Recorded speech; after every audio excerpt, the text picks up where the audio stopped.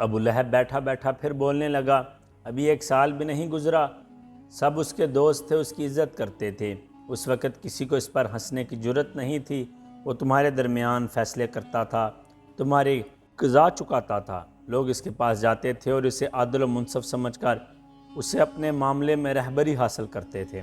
صرف 1 سال پہلے ابو لہب نے اپنے غلام کو اشارہ کیا، اسے جو کہنا تھا وہ کہہ چکا تھا، آخری وقت میں اس نے ہمیشہ غلط فیصلہ کیا تھا۔ ابو جہل کچھ سوچ رہا تھا، لگتا تھا کوئی اہم فیصلہ کر رہا ہے۔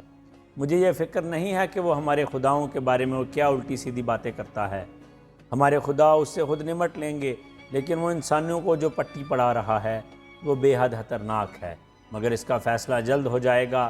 سب سے پہلے ہم ان غلاموں اور لاوارثوں سے نمٹیں گے جو اس کے گرد جمع رہتے ہیں۔ ایک اور ہم زبان، جس وقت وہ عمار کو لے کر آئے، میں غلاموں کے محسوس انداز میں دیوار سے لگا کھڑا تھا، انہوں نے اسے دھکا دے کر زمین پر گرا دیا۔ زمین پر گرتے ہی عمار نے سر اٹھا کر انہیں دیکھنا شروع کر دیا۔ میں نے دل میں کہا، بخیر نہیں، غلام کا کیا کام کہ سر اٹھائے، اس کی تو عافیت ہی سر جھکا رکھنے میں ہے۔ لیکن عمار مجھ جیسا غلام نہیں تھا، اسے غلام بنایا گیا تھا، وہ بھی مجھ جیسا ہوتا تو اسے اس رمز سے آشنائی ہوتی۔ وہ تو یوں لگتا تھا جیسے اپنا حق طلب کر رہا ہو، بالکل آزاد لوگوں کی طرح جو اپنے حق کی خاطر مقابلے پر اتر آتے ہیں۔ محمد تمہیں کیا سکھاتا ہے؟ ابو سفیان نے پوچھا۔ وہ سکھاتے ہیں کہ اللہ کی نظر میں سب انسان برابر ہیں، بالکل ایسے جیسے کنگھے کے دانے۔ میں دیوار سے پشت لگائے ہوئے عمار کے یہ الفاظ سن کر سر سے پاؤں تک لرز گیا، میرے جسم میں ایک سرد لہر دوڑ گئی، مگر ادھر امیہ کا چہرہ تپ کر سرخ ہو گیا تھا۔ غلام اور آقا کی نبضیں ایک سی نہیں ہوتیں۔ مجھے آج بھی حیرت ہے کہ عمار کو آخر سوجی کیا؟ اللہ کے بندے، تجھے اتنی بہادری دکھانے کی ضرورت کیا تھی؟ تو بڑی آسانی سے کہہ سکتا تھا کہ محمد عبادت کرنا سکھاتے ہیں، سچ بولنا سکھاتے ہیں، ہمسایوں کی خبر گیری کی تلقین کرتے ہیں، اس کے بعد وہ یقیناً تجھے چھوڑ دیتے، لیکن تو نے ایک فکرے میں وہ ساری کی ساری بنیادیں ہلا کر رکھ دی جس پر مکے کے مردم آزاد استحصالی معاشرے کی عمارت تعمیر تھی۔ اس پر بھی بس نہیں، ایک بار پھر عمار کی آواز آئی، محمد صلی اللہ علیہ وسلم ہمیں سکھاتے ہیں کہ صرف ایک اللہ کی عبادت کرو۔ ابی سفیان کو دوسرے آقاؤں کے مقابلے میں نیک سمجھا جاتا تھا، ہم غلاموں کے حلقے میں اس کی اچھی شہرت تھی، اس کے اپنے غلام بھی اس کو برا آقا نہیں سمجھتے تھے۔ جہاں جنبش ابرو سے کام چل سکتا ہو وہاں وہ زبان کبھی نہیں ہلاتا تھا، لیکن مجھے ابو سفیان کی خاموشی اور نرم رویے سے خوف آتا تھا۔ عمار اس کے اس دھیمے انداز سے دھوکہ کھا گیا تھا جو سب کچھ کہتا چلا گیا۔ جب ابو سفیان نے اس سے اپنے محسوس لہجے میں سوال کیا تو عمار یہ سمجھا کہ وہ اس سے برابر کی حیثیت سے بات کر رہا ہے اور واقعی اس سے صحیح جواب چاہتا ہے۔ ایک اللہ؟ ابو سفیان کے لہجے میں غصہ کم اور تجسس زیادہ تھا، لیکن ہمارے تو 360 خدا ہیں جو ہماری حفاظت کرتے ہیں، ہماری مرادیں برلاتے ہیں۔ اتنی اچھی طرح یاد ہے مجھے وہ دن اور اس واقعے کا ایک ایک لمحہ، اور کیوں یاد نہ ہو کہ اس دن چند ثانیوں بعد میری ساری کائنات بدل گئی تھی۔ محمد کو احساس نہیں کہ ہم مکے میں خداؤں کو گھر مہیا کرتے ہیں، یہی ہماری روزی ہے۔ سب قبیلوں کے اپنے اپنے خدا ہیں جن کی پرستش کے لیے وہ آتے ہیں، خدا ہمارے معبود بھی ہیں اور ہمارے ذریعہ معاش بھی۔ کیا ہم لوگ غریبوں کمزوروں کی نگہداشت نہیں کرتے؟ ابو سفیان کہتے کہتے رک گیا، بالکل ڈرامائی انداز میں، جیسے بڑے بڑے مقرر کوئی بات کہہ کر تاثر پیدا کرنے کے لیے تھوڑا سا وقفہ لیتے ہیں۔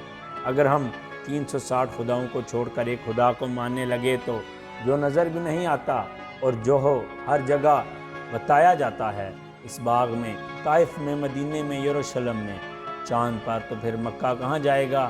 جب ہر گھر میں خدا ہوگا تو یہاں کوئی کیا کرنے آئے گا؟ اس منطق پر ہر چہرہ مطمئن نظر آ رہا تھا۔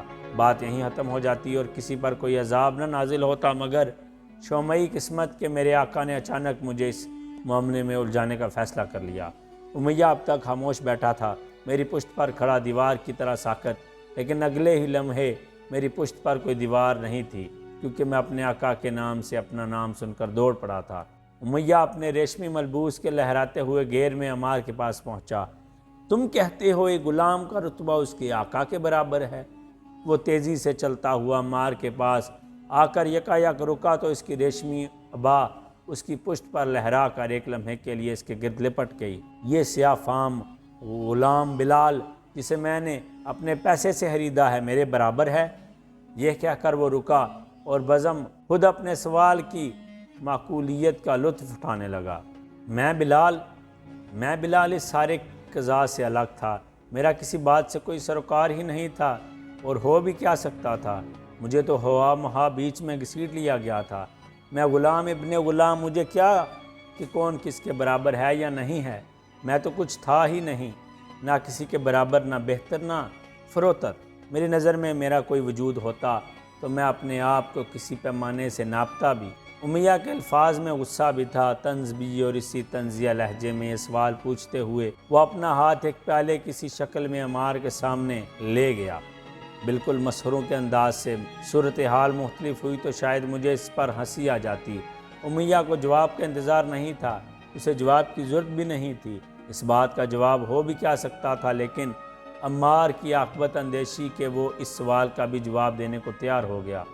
محمد کہتے ہیں کہ اللہ کے نزدیک تمام انسان برابر ہیں، ہوا وہ کسی نسل، کسی رنگ کے ہوں۔ محفل پر سناٹا چھا گیا۔ پھر میں نے اپنے آقا کی آواز سنی، بلال! مجھے کیا خبر تھی کہ اس دفعہ میرا نام اس لیے پکارا جا رہا ہے کہ مجھے ایک زندگی سے دوسری زندگی ملنے والی تھی۔ بس اللہ ہی ہے جو جانتا ہے اگلے لمحے کیا ہونے والا ہے۔ ایک سانحے میں تعمیل حکم کے لیے حاضر تھا۔ بلال، اس کو بتاؤ، تم اور میں، ایک رئیس مکہ میں کیا فرق ہے؟ یہ لو اور مار مار کے اس کا چہرہ مسح کر دو تاکہ اسے سبق مل جائے۔ یہ کہہ کر اس نے کوڑا میرے ہاتھ میں تھما دیا۔ کیسا واضح حکم تھا، کتنا مختصر اور جامع۔ میں آج تک ان فکروں کی جامعیت کا احاطہ نہیں کر سکا۔ سوچ میں ظلم کی انتہا، مگر لفظ کتنے تھوڑے سے، کیسے گنے چنے۔ مقصد میں تشدد کی لامتناہی گنجائش، مگر فکرے کیسے برجستہ۔